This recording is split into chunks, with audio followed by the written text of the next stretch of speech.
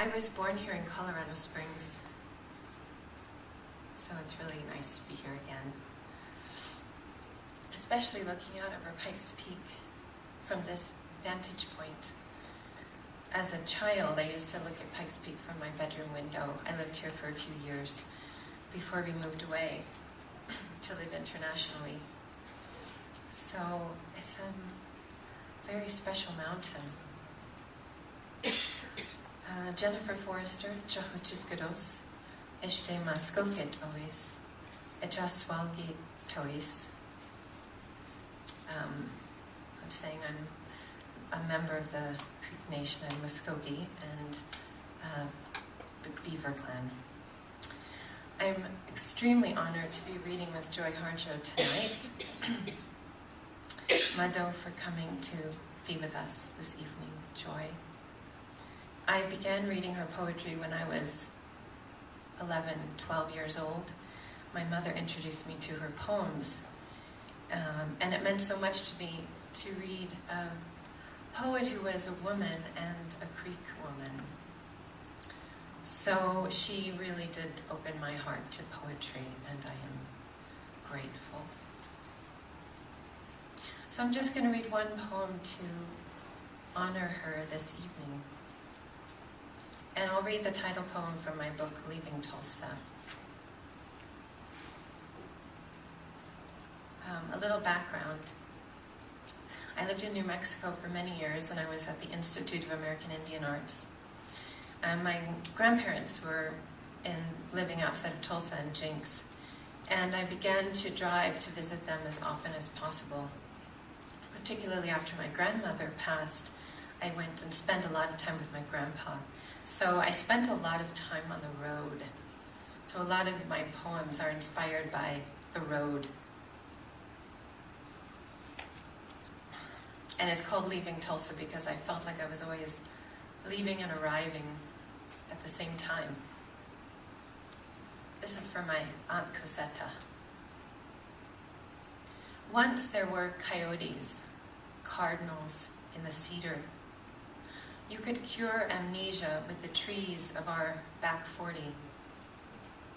Once I drowned in a monsoon of frogs. Grandma said it was a good thing, a promise for a good crop. Grandma's perfect tomatoes, squash. She taught us to shuck corn, laughing. Never spoke about her childhood or the faces in gingerbread tins stacked in the closet. She was covered in a quilt, the creek way. But I don't know this kind of burial. Vanishing toads, thinning pecan groves, peach trees choked by palms, new neighbors tossing clipped grass over our fence line, griping to the city of our overgrown fields. Grandma fell in love with a truck driver, grew watermelons by the pond on our Indian allotment, took us fishing for dragonflies. When the bulldozers came with their documents from the city and a truckload of pipelines, her shotgun was already loaded. Under the bent chestnut, the well where Cosetta's husband hid his whiskey, buried beneath the roots, her bundle of beads. They tell the story of our family. Cosetta's land, flattened to a parking lot. Grandma potted a cedar sapling I could take on the road for luck. She used the bark for heart lesions doctors couldn't explain. To her they were maps, traces of home, the Milky Way, where she's going, she said.